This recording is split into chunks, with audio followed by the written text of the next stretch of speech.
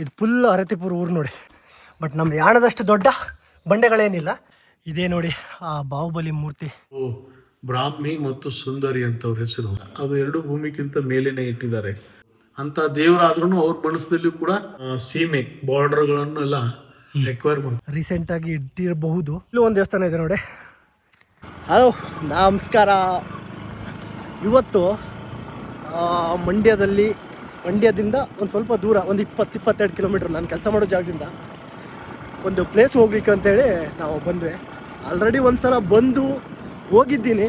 But ಏನು ಅಂದರೆ ಆ ವಿಡಿಯೋಸ್ ಎಲ್ಲ ನಂದು ಡಿಲೀಟ್ ಆಗಿ ಹೋಗಿದೆ. ಇವತ್ತು ನಾನಿದ್ದೀನಿ ಅರೇತಿಪುರ. ಇಲ್ಲೊಂದು ಜೈನರದ್ದು ಒಂದು ಮಠ ಇದೆ, ಹಾಗೆ ಬೆಟ್ಟ ಇದೆ ಒಂದು ದೊಡ್ಡದು. ಆ ಬೆಟ್ಟದ ಮೇಲೆ ಬಾಹುಬಲಿ ಅವರ ಒಂದು ಮೂರ್ತಿ ಇದೆ. ಅದು ನೋಡಲಿಕ್ಕೆ ಮತ್ತು ಸನ್ಸೆಟ್ ಟೈಮಲ್ಲಿ ನೋಡ್ಲಿಕ್ಕಂತೂ ಇನ್ನೂ ಸಖತ್ತಾಗಿರುತ್ತೆ. ನಾನು ಒಂದು ಸಲ ಬಂದು ಕಂಪ್ಲೀಟ್ ಆದ ವಿಡಿಯೋ ಎಲ್ಲ ಮಾಡ್ಕೊಂಡು ಹೋಗಿದ್ದೆ. ಬಟ್ ಕಾರಣಗಳಿಂದ ಆ ವಿಡಿಯೋ ಎಲ್ಲ ಡಿಲೀಟ್ ಆಗಿ ಹೋಗಿತ್ತು. ಆದ ಕಾರಣ ಇವತ್ತು ಸಂಜೆ ನಾನು ನನ್ನ ದೋಸ್ತ ಇಲ್ಲಿ ಬಂದಿದ್ದೀವಿ. ನೋಡುವ, ಈ ವಿಡಿಯೋ ಬೆಟ್ಟ ಹತ್ತಿ ಅಲ್ಲಿ ಆ ವ್ಯೂ ಪಾಯಿಂಟ್ ಯಾವ ಥರ ಇರುತ್ತೆ ಏನು ಅಂತೆಲ್ಲ ತೋರಿಸುವಂಥ ಸಣ್ಣ ಪ್ರಯತ್ನ ಮಾಡ್ತೀನಿ. ಹಾಗೆ ಈ ಬೆಟ್ಟದ ಎಂಟ್ರೆನ್ಸಲ್ಲಿದ್ದೀವಿ ಅಂತೂ ಬಂದ್ವಿ. ಇಲ್ಲಿ ಸ್ವಲ್ಪ ಬೆಂಕಿ ಎಲ್ಲ ಹಾಕಿ ಕಾಡನ್ನು ಸುಟ್ಟಿದ್ದಾರೆ ನೋಡಿ. ಸಖತ್ತಾಗಿ ನೋಡುತ್ತಲ್ಲ. ಮೇಲ್ಗಡೆ ಸೂರ್ಯ ಮುಳುಗು ಟೈಮಲ್ಲಿ ಬಂದಿದ್ರೆ ಸಖತ್ತಾಗಿರೋದು. ನಾನು ಸ್ವಲ್ಪ ಲೇಟ್ ಆಯಿತು ಬಂದಿದ್ದು. ಇಲ್ಲಿ ಅರ್ಧಕ್ಕೆ ಹತ್ತಿದ್ವಿ. ಇಲ್ಲಿಂದ ಒಂದು ವ್ಯೂ ಪಾಯಿಂಟ್ ನೋಡುತ್ತೆ ನೋಡಿ. ಸೂರ್ಯ ಬೇರೆ ಮುಳುಗ್ತಾ ಇದ್ದಾರೆ. ಹೇಗೆ ನೋಡುತ್ತಲ್ಲ. ಇದು ಫುಲ್ ಅರತಿಪುರ ಊರು ನೋಡಿ. ಹೇಗೆ ನೋಡುತ್ತೆ ವ್ಯೂ ಪಾಯಿಂಟ್ ಒಂದು. ಚಿಂದಿ ಬಂದಿದ್ದಕ್ಕೇನು ಲಾಸ್ ಇಲ್ಲ. ಮೇಲೆ ಹೋಗಿ ಡೈರೆಕ್ಟ್ ದೇವ್ರ ದರ್ಶನ ಮಾಡುವ. ಅದಕ್ಕೂ ಹೋಗಿನ ಮೊದಲು ಇನ್ನೊಂದು ಬಂಡೆ ಬರುತ್ತೆ, ಸೇಮ್ ಯಾಣ ಫೀಲ್ ಕೊಡುತ್ತೆ. ಯಾಣ ಆವಾಗಲೇ ಹೇಳಿದ್ನಲ್ಲ, ಯಾಣ ಥರ ಫೀಲ್ ಆಗುವಂಥ ಪ್ಲೇಸ್ ಅದಂತೆ ಇದೇ ಜಾಗ ನೋಡಿ. ಬಟ್ ನಮ್ಮ ಯಾಣದಷ್ಟು ದೊಡ್ಡ ಬಂಡೆಗಳೇನಿಲ್ಲ. ಇದೆ ಸೇಮ್ ಮೇಲ್ಗಡೆಲ್ಲ ಅದೇ ಟೈಪ್ ಇದೆ ನೋಡಿ. ಬಂಡೆ ಮೇಲೆ ಬಂಡೆ ಕೂತ್ಕೊಂಡಿದೆ. ಹೆಂಗೆ ನೋಡುತ್ತೆ ನೋಡು. ಸೇಮ್ ಯಾಣ ಫೀಲ್ ಆಗುತ್ತೆ. ಎಷ್ಟು ತಂಪದಲ್ಲಿ ಇಲ್ಲೇ. ಸ್ವಲ್ಪ ಓಡಾಡೋದು ಕಷ್ಟ. ಈಗ ಬಗ್ಗೆ ಹೋಗಬೇಕಾಗತ್ತೆ. ಫೈನಲಿ ಮೇಲ್ಗಡೆ ಬಂದ್ವಿ. ಒಬ್ಬ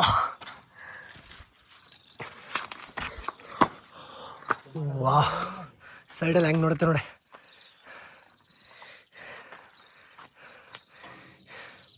ಕೆಳಗೆ ಬಿದ್ದರೆ ಕೈಲಾಸನೇ.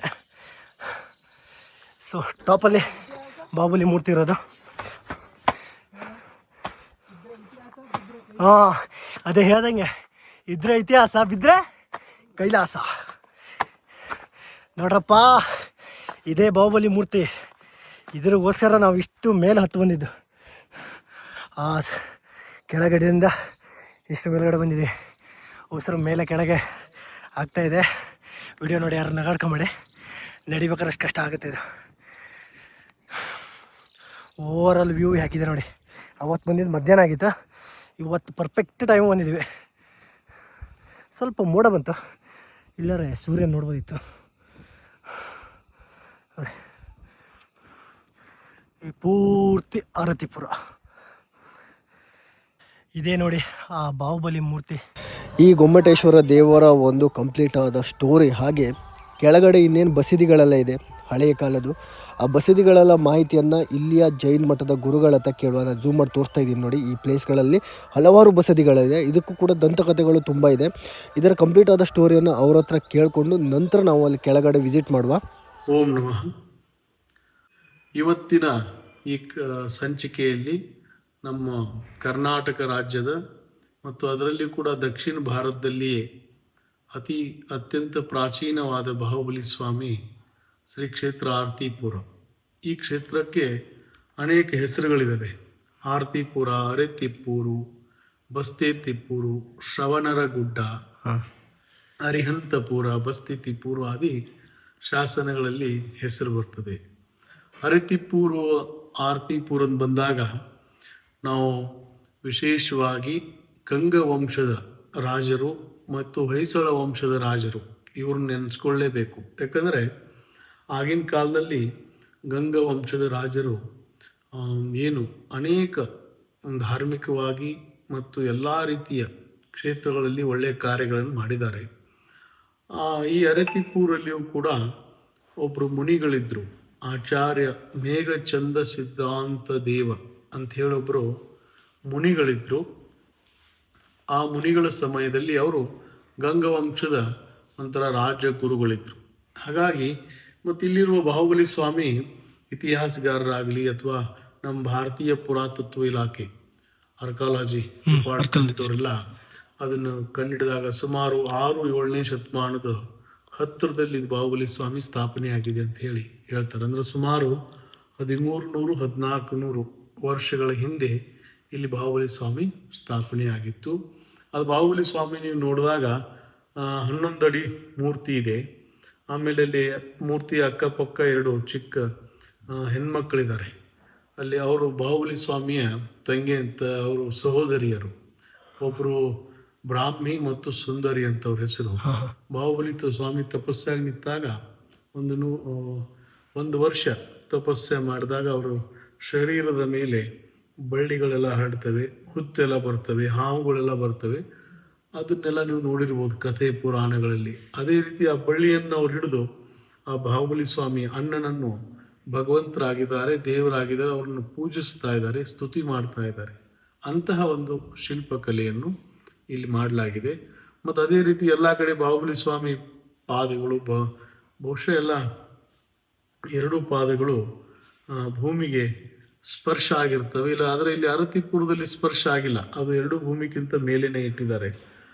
ಯಾಕಂದರೆ ಬಹುಶಃ ಆಗಿನ ಮುನಿಗಳು ಸಾಧುಗಳು ಹೇಳಿರ್ಬೇಕು, ಭಗವಾನ್ ಬಾಹುಬಲಿ ಎಲ್ಲ 3 ಥರ ಯುದ್ಧ ಮಾಡಿ, ನೀವು ಕತೆ ಕೇಳಿರ್ತೀರ, ಭರತನ ಜೊತೆ ಯುದ್ಧ ಮಾಡಿದ ಮೇಲೆ ಅವನೆಲ್ಲವೂ ಅವನೇ ಚಕ್ರವರ್ತಿ ಆಗ್ತಾನೆ ಬಾಹುಬಲಿ ಗೆದ್ದ ತಕ್ಷಣ. ಆದರೂ ನನಗೆ ಬೇಡಪ್ಪ ಅಂಥೇಳಿ ಭರತನಿಗೆ ಕೊಟ್ಟು ಅವನು ತಪಸ್ಸೆ ಮಾಡಕ್ಕೆ ಹೋದಾಗ ಅವನು 1 ವರ್ಷ ತಪಸ್ಸೆ ಮಾಡಿದ್ರೂ ಅವನಿಗೆ ಮೋಕ್ಷ ಪ್ರಾಪ್ತಿ ಆಗಲಿಲ್ಲ. ಆವಾಗ ಅವನ ಮನಸ್ಸಲ್ಲಿ ಇರ್ತದಂತೆ, ನಾನು ಭರತನ ಭೂಮಿಯಲ್ಲೇ ನಿಂತಿದ್ದಾನೆ ಅಂತೇಳಿ ಆ ಭಾವನೆ ಇರ್ತದೆ. ಆಮೇಲೆ ಭರತ ಚಕ್ರವರ್ತಿ ಹೋಗಿ ಅವರಿಗೆಲ್ಲ ಪ್ರಾರ್ಥನೆ ಮಾಡಿದಾಗ ಆ ಮನಸ್ಸಿನಿಂದ ಆ ಭಾವನೆ ತೆಗಿತಾರೆ.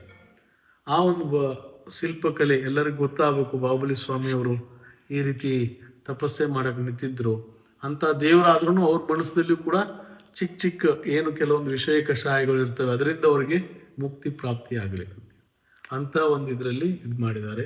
ಆಮೇಲೆ ಮತ್ತೆ ನೀವು ಬೆಟ್ಟಕ್ಕೆ ಹೋಗ್ತಾ ಒಂದು ಚಿಕ್ಕ ಗುಹೆ ಸಿಗ್ತದೆ. ಚಿಕ್ಕ ಗುಹೆಯಲ್ಲಿ ಒಬ್ಬರೇ ಹೋಗ್ಬೋದು. ಹೇಗೆ ಕನಕನ ಕಿಂಡಿ ನೀವು ನೋಡಿರ್ತೀರಲ್ಲಿ. ಅಂದ್ರೆ ಯಾಕೆ ಮಾಡಿದ್ದಾರೆ ಅಂದ್ರೆ ಈಗೂ ಕೂಡ ಆಧುನಿಕದೆಲ್ಲ ಕೆಲವೊಂದು ಟೆಕ್ನಾಲಜಿ ಬಂದಿದೆ.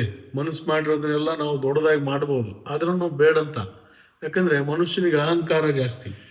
ಅದು ದೇವ್ರ ಹತ್ರ ಹೋದ್ರೆ ಅವ್ನ ತಲೆ ಬಾಗ್ಬೇಕು, ರಾಜ ಆಗಿರ್ಬೋದು, ಪ್ರಜಾ ಆಗಿರ್ಬೋದು. ಅದಕ್ಕೋಸ್ಕರ ಅದೊಂದು ಆಗಿನ ಕಾಲದ ರಾಜರು ಆ ಪದ್ಧತಿಯಲ್ಲೇ ಅವರು ಗುರುಗಳ ಆಶೀರ್ವಾದದಿಂದ ಮಾಡಿದ್ದಾರೆ.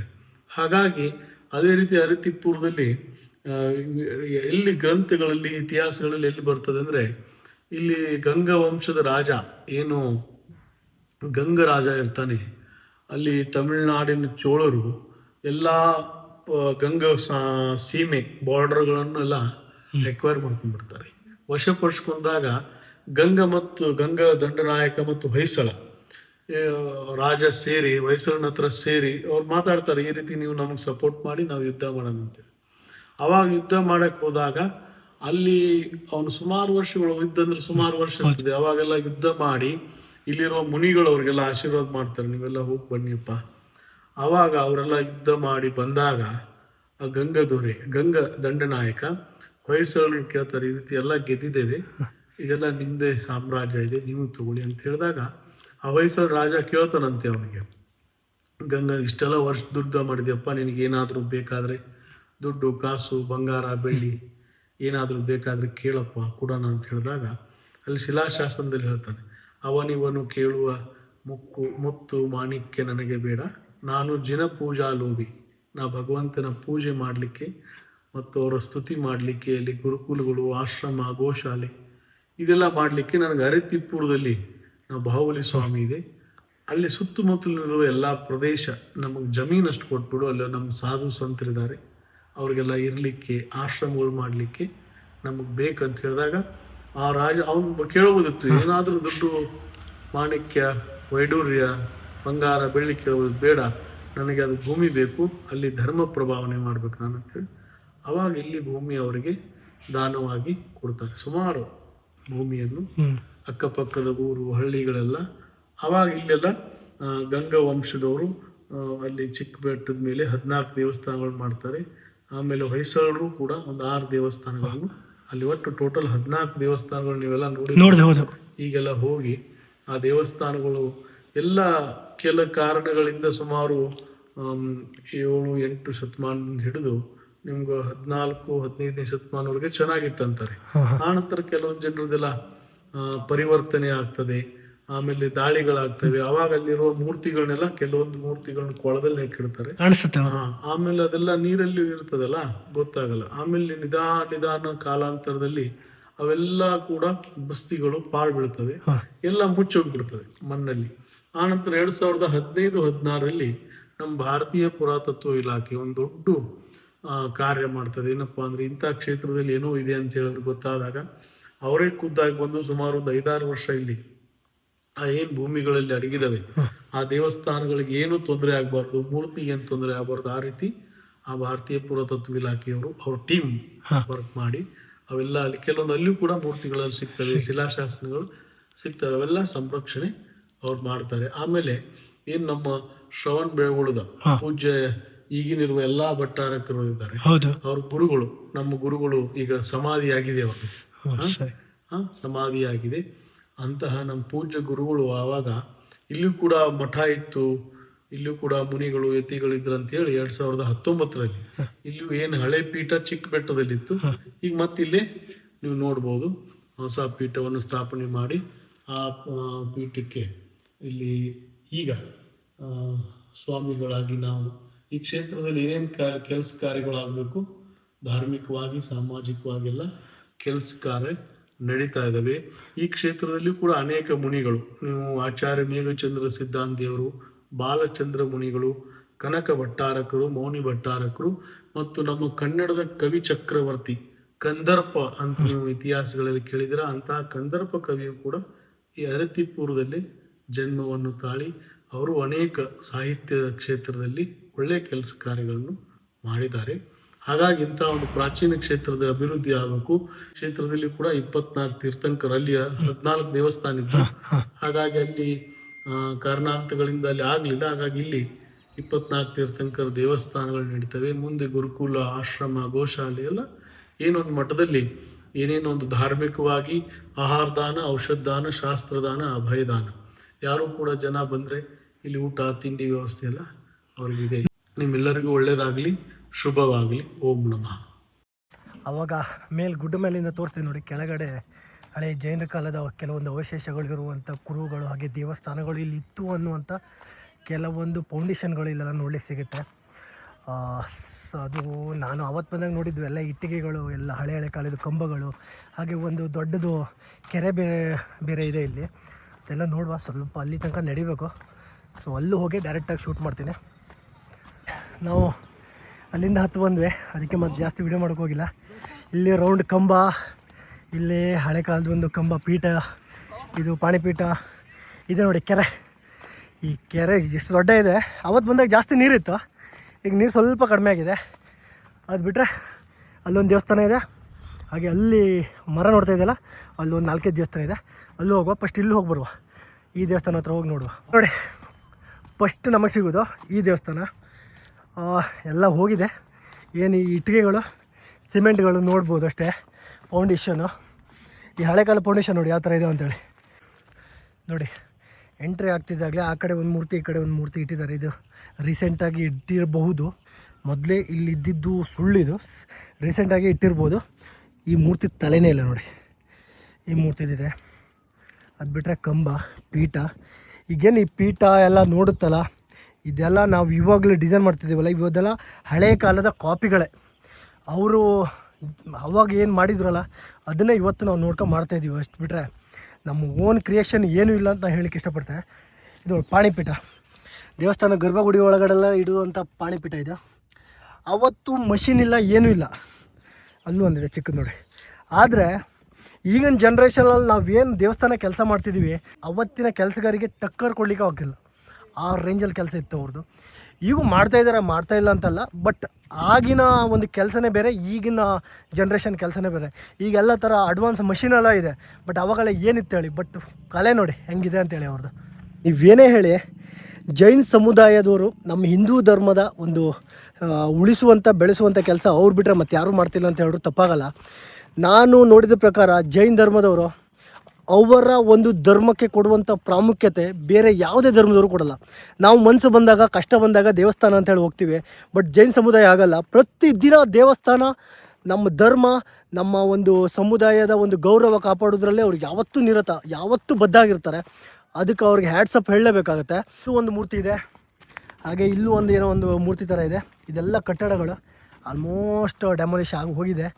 ಕೆರೆ ಇದೆ, ಅದು ಬಿಟ್ಟರೆ ಅಲ್ಲೊಂದು ಸ್ವಲ್ಪ ಸಣ್ಣ ಪುಟ್ಟ ದೇವಸ್ಥಾನಗಳಿಗೂ ಇದೆ, ಅದು ಕೂಡ ಒಂದು ಸಲ ನೋಡುವ. ಇಲ್ಲೂ ಒಂದು ದೇವಸ್ಥಾನ ಇದೆ ನೋಡಿ, ಎಷ್ಟು ಚೆನ್ನಾಗಿದೆ. ಮೇಲ್ಗಡೆ ಒಂದು ತೀರ್ಥಂಕರು ಇದ್ದಾರೆ ನೋಡಿ, ಮೂರ್ತಿ ಸಖತ್ತಾಗಿ ಮಾಡಿದ್ದಾರೆ ಮಾತ್ರ. ತೀರ್ಥನಾಳ ನೋಡಿ, ಆನೆ ಸಾಲು. ಈ ಆನೆ ಸಾಲೆಲ್ಲ ನೋಡಿದರೆ ಸೇಮ್ ಕಡ್ದಂಗಿದೆ ಕತ್ತಿಯಲ್ಲಿ. ಏನು ಹಳೆಗಾಲದಲ್ಲಿ ಯುದ್ಧ ಗಿದ್ದ ಆಗಿರ್ಬೋದೇನೋ ಗೊತ್ತಿಲ್ಲ, ಬಟ್ ನೋಡಿದರೆ ಕತ್ತಿಯಲ್ಲಿ ಕಡ್ದಾಗಿರೋದೆ ಪ್ರತಿಯೊಂದು ನೋಡಿ. ಇಲ್ಲ ಯಾಲಿ ಇದು, ಚಿಕ್ಕ ಚಿಕ್ಕ ಯಾಲಿಗಳು. ಹಾಗೆ ಇವಾಗ ಈಗಿನ ಜನ್ರೇಷನ್ ನಾವೇನು ಮಾಡ್ತೀವಿ, ಆನೆಕಲ್ಲು ಅಂತೀವಿ, ಅದು ಕೂಡ ಅವಾಗ ಮಾಡ್ತಾಯಿದ್ರು. ಅದೇ ಕಾಪಿನೇ ಇವತ್ತು ನಾವು ಮಾಡ್ತಿದ್ದೀವಿ.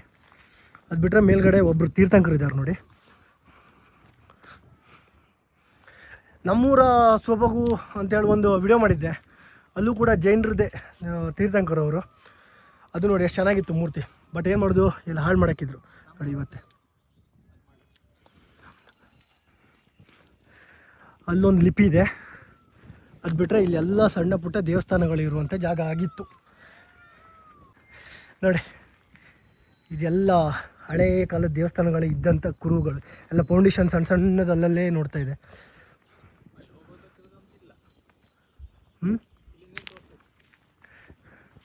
ಇಲ್ಲಿ ನೋಡಿ, ಆ ಬೆಟ್ಟಕ್ಕೆ ಫಸ್ಟ್ ಹೋಗಿದ್ದು ನಾನು.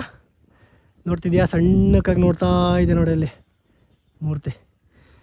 ನೈಟ್ ಆಯ್ತಲ್ಲ, ಸ್ವಲ್ಪ ಕ್ಲಾರಿಟಿ ಡೌನ್ ಆಗುತ್ತೆ. ತುಂಬ ಲೇಟ್ ಆಗಿಬಿಡುತ್ತೆ ನಾವು ಬಂದಿದ್ದು. ಲಿಪಿ ಅದಲ್ಲ, ಶಾಸನ ನೋಡಿ, ಇಲ್ಲೊಂದು ಸಣ್ಣ ಸಣ್ಣ ಮೂರ್ತಿ ಮಾಡಿದ್ದಾರೆ. ಇದರಲ್ಲೂ ಇದೆ ನೋಡಿ. ಇದನ್ನೆಲ್ಲ ಕಾಪಾಡ್ಕೊಂಡು ಬಂದಿದ್ದಾರಲ್ಲ, ಅದಕ್ಕೆ ಗ್ರೇಟ್ ಅಲ್ಲೇನಾ? ಗ್ರೇಟ್. ಈಗಿನ ಜನ್ರೇಷನ್ಗೆ ತೋರಿಸುವಂಥ ಕೆಲಸ ಆಗುತ್ತಲ್ಲ, ಅದೇ ಖುಷಿ. ಸ್ವಲ್ಪ ವಿಡಿಯೋ ನೋಡ್ತಾ ಇರಲಿಯಾ, ಕ್ಲಾರಿಟಿಯಾಗಿ ಇದೆಯಲ್ಲ ಅಂತ ಗೊತ್ತಿಲ್ಲ, ನೈಟ್ ಆಯ್ತಲ್ಲ ನೋಡಿ. ಇಲ್ಲೊಂದು ಲಿಪಿ ಇದೆ. ಈಗ ಇದೆಷ್ಟೇನಿದೆಯಲ್ಲ, ಇದೆಲ್ಲ ಇಲ್ಲಿ ಕೆಳಗಡೆ ಇರುವಂಥ ದೇವಸ್ಥಾನ. ಅದು ಬಿಟ್ಟರೆ ನಾನು ಮೇಲ್ಗಡೆ ಹೋಗಿ ಒಂದು ಸಲ ತೋರಿಸಿದೆ. ಅರತಿಪುರ, ಕೆಲವರು ಆರತಿಪುರ ಅಂತಾರೆ, ಕೆಲವರು ಅರೆತಿಪೂರು ಅಂತಾರೆ. ಏನೇ ಇರಲಿ, ಈ ಊರು ಮಾತ್ರ ಬೆಸ್ಟ್ ಪ್ಲೇಸು. ನಾವೇನು ಮಾಡ್ತೀವಿ, ಮಂಡ್ಯ ಕಡೆ ಬರ್ತೀವಿ, ಅಲ್ಲೇ ಫೇಮಸ್ ಇರುವಂಥ ದೇವಸ್ಥಾನಗಳು, ಅಲ್ಲೇ ಫೇಮಸ್ ಇರುವಂಥ ಫಾಲ್ಸ್ಗಳು, ಅದು ಇದು ನೋಡ್ಕೊಂಡು ಹಂಗೆ ಹೊಂಟೋಗ್ಬಿಡ್ತೀವಿ. ಬಟ್ ಇಂಥ ಪ್ಲೇಸ್ಗೆಲ್ಲ ಬರಬೇಕಂದ್ರೆ ಅದೃಷ್ಟ ಬೇಕು. ನಾನಿದು 2ನೇ ಸಲ ಬರ್ತಾ ಇರೋದು. ನೀ ಎಷ್ಟನೇ ಸಲ? ನಮ್ಮ ಹುಡುಗನ 4-5 ಸಲ ಆಯ್ತಂತ ಅವ್ನು ಬರ್ತಿದ್ದು. ಬಟ್ ಅದೃಷ್ಟ ಬೇಕು. ಏನೇ ಹೇಳಿ, one of the best place ಅಂತ ಹೇಳಲಿಕ್ಕೆ ಇಷ್ಟಪಡ್ತೀನಿ. ನೀವು ಏನಾದರೂ ಈ ಕಡೆ ಬಂದರೆ ಏನು ಜಾಸ್ತಿ ದೂರ ಆಗೋಲ್ಲ, KM ದೊಡ್ಡಿಯಿಂದ ಕೇವಲ 12 ಕಿಲೋಮೀಟ್ರ್ ಆಗುತ್ತೆ ಅಷ್ಟೇ. ಇಲ್ಲಿ ಒಂದು ಸಲ ವಿಸಿಟ್ ಮಾಡಿ, ಹಾಗೆ ಇಲ್ಲಿದೊಂದು ಸಲ ನೋಡಿ ಹೇಗಿದೆ ಏನು ಅಂತೇಳಿ ನಾನು ವಿಡಿಯೋ ಕಮೆಂಟ್ ಬಾಕ್ಸಲ್ಲಿ ತಿಳಿಸಿ. ವಿಡಿಯೋ ಇಷ್ಟ ಆದರೆ ದಯವಿಟ್ಟು ಒಂದು ಲೈಕ್ ಮಾಡೋ ಮುಖಾಂತರ ನನ್ನ ಚಾನಲ್ನ ಸಬ್ಸ್ಕ್ರೈಬ್ ಮಾಡ್ಕೊಳ್ಳಿ. ಎಷ್ಟೋ ಜನ ವಿಡಿಯೋ ನೋಡ್ತಾರೆ, ಬಟ್ ಚಾನಲ್ನೇ ಸಬ್ಸ್ಕ್ರೈಬ್ ಮಾಡ್ಕೊಳ್ಳಲ್ಲ. ಸಬ್ಸ್ಕ್ರೈಬ್ ಮಾಡ್ಕೊಂಡ್ರೆ ಮಾತ್ರ ಮತ್ತು ಈ ಬೇರೆ ಬೇರೆ ವಿಡಿಯೋ ನಿಮ್ಗೆ ಬರ್ತಾ ಇರುತ್ತೆ ಅಂತ ಹೇಳ್ತಾ ನೆಕ್ಸ್ಟ್ ವಿಡಿಯೋದಲ್ಲಿ ಸಿಗ್ತೀನಿ. ಅಲ್ಲಿವರೆಗೂ ಟೇಕ್ ಕೇರ್, ಬಾಯ್.